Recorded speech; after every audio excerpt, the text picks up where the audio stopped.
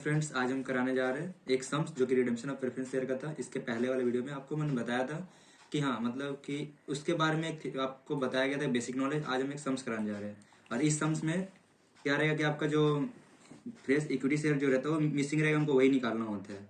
तो चलिए, सबसे पहले आपको क्वेश्चन स्क्रीन पे दिख रहा है। इसमें बताया गया कि एक रामजी एलटीडी कंपनी है जिसके पास इक्विटी दिया हुआ ऑथराइज और इश्यू एंड सब्सक्राइब दो तरह का इक्विटी दिया हुआ है। पर फिलहाल हम लोग को माइंड में कुछ कुछ चीज़ें रखना होगा जो एग्जाम के टाइम क्वेश्चन देख के हमको समझ में आना चाहिए कि जो पहले से बैलेंस शीट में इक्विटी रहता है उसको हम लोग इग्नोर करते हैं, उसका कोई काम नहीं होता है। ठीक है, तो जो यहाँ पे इक्विटी दिख रहा है उसका कोई काम नहीं है। नीचे में फिर दिख रहा है शेयर कैपिटल में प्रेफरेंस, जो कि ऑथराइज इश्यू एंड सब्सक्राइब बोल के लिखा हुआ है 60,000 शेयर्स, 12% प्रेफरेंस शेयर्स ₹20 ईच, और ये फुल्ली पेड है।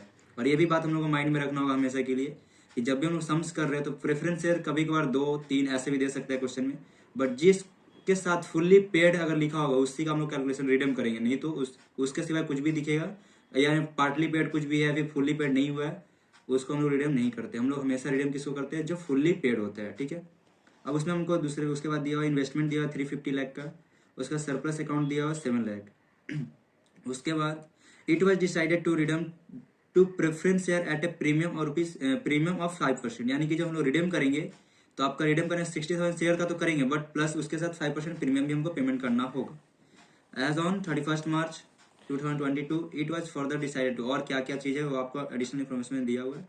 सबसे पहले उसने क्या किया, इन्वेस्टमेंट को बेचा है, इन सेल इन्वेस्टमेंट ₹3 लाख। पहले उसके पास था इन्वेस्टमेंट 350 का जिसको उसने बेच दिया है 3 लाख में, यानी कि इसने 50,000 का लॉस कर चुका है।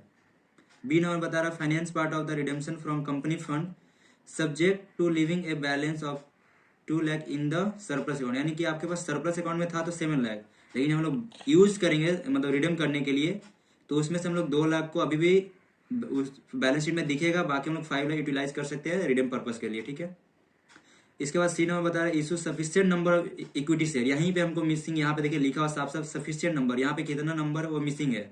हम हमेशा जो रिडीम करते हैं फ्रेश इक्विटी शेयर से करते हैं, जो क्वेश्चन में पहले से बैलेंस शीट में दिख रहा है उसको इग्नोर करना है। यहाँ पे हम लोगों को नया इक्विटी शेयर निकालना होगा जो कि प्रीमियम में है और ₹2 पर शेयर, और उसके मतलब कि एक शेयर का प्राइस है 2 पर share and the balance of the fund required, और यही हम लोग। और उसके बाद लास्ट में बता रहे कि the above decision have been carried out of the preference share redeem, मतलब कि ये सब के इन्फॉर्मेशन को देखते हमको प्रेफरेंस शेयर को रिडीम करना है।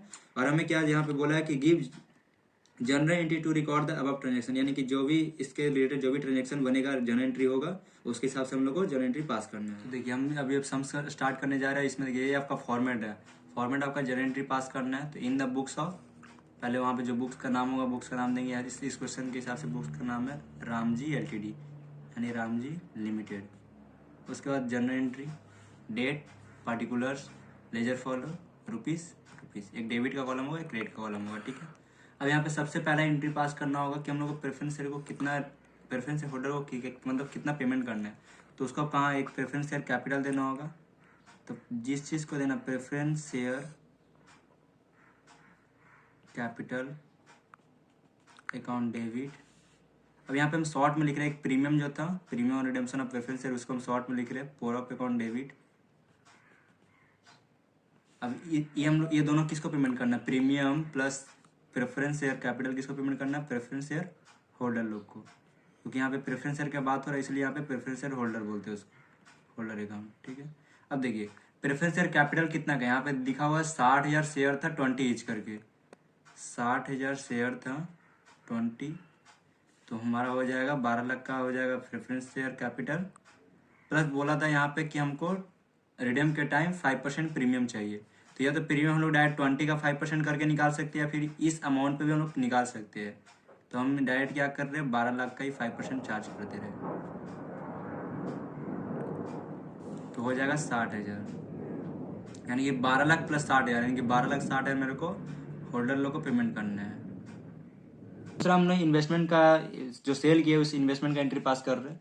तो इन्वेस्टमेंट था तो 3.5 लाख का, इसलिए हम लोग जो इन्वेस्टमेंट था वो इन्वेस्टमेंट एक तरह का होता है हम लोग का एसेट्स, एसेट्स का नेचर होता है डेबिट, जब उसको हम लोग सेल करेंगे तो उसका नेचर मतलब उसका जो डेबिट से क्रेडिट बैलेंस हो जाए, इसलिए हम टू इन्वेस्टमेंट अकाउंट 3.5 लाख दिखाया।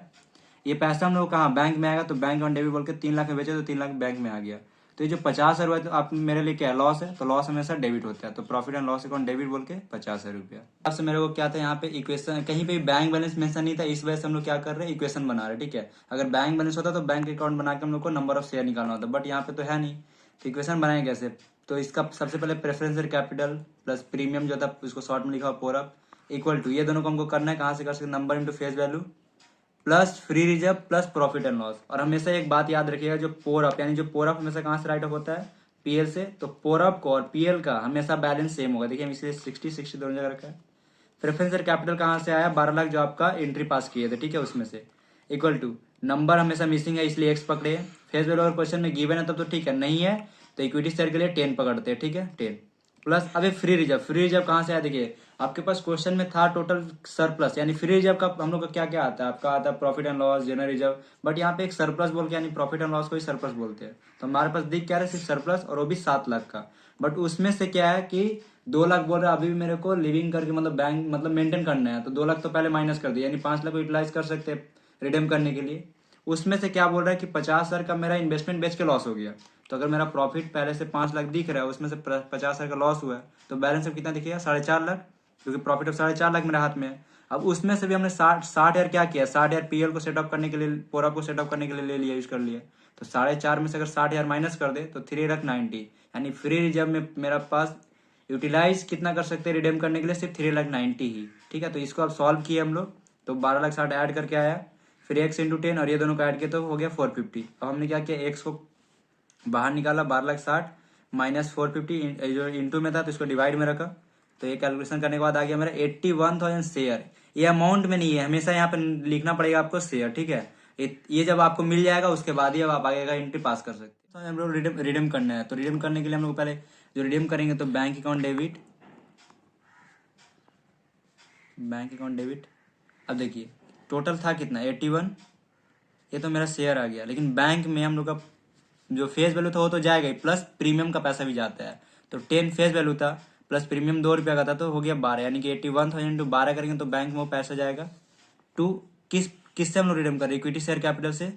तो इक्विटी शेयर कैपिटल को क्रेडिट करेंगे, इक्विटी शेयर कैपिटल अकाउंट, और ये कितना हो जाएगा, इसमें सिर्फ फेस वैल्यू छोड़ के, यानी कि नॉर्मल जो फेस वैल्यू इसका मतलब प्रीमियम छोड़ के, यानी कि फेस वैल्यू इंटू 10, और जो प्रीमियम का पैसा था उसको क्या नाम देंगे, security premium, securities premium account.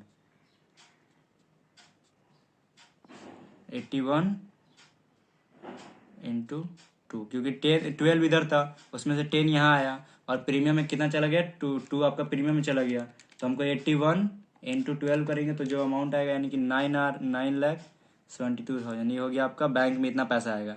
लेकिन आपके पास इक्विटी शेयर से कितना पैसा, 8,10,000 का, 8,10,000, तो बाकी जो बैलेंस बचेगा माइनस करके हम लोग निकाल लेंगे, वो आपका चला जाएगा सिक्योरिटी प्रीमियम में, कितना का, 1,62,000 का हो गया आपका सिक्योरिटी प्रीमियम।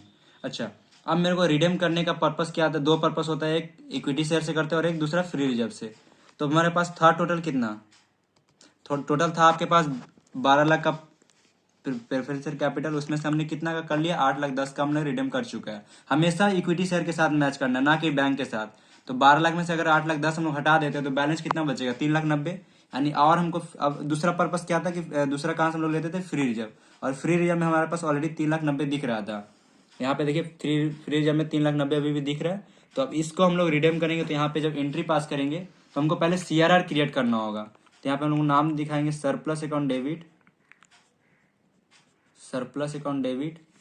अगर यहाँ पे मान लिया जनरल रिजर्व होता है या फिर किसी और पर्पस, मतलब जैसे कि और भी कुछ फ्री रिजर्व होता तो उसका नाम देते, बट यहाँ पे एक ही है सरप्लस, इसलिए surplus account debit to CRR। इसका फुल फॉर्म होता है कैपिटल रिडम्पशन रिजर्व, हम शॉर्ट में लिख रहे हैं CRR।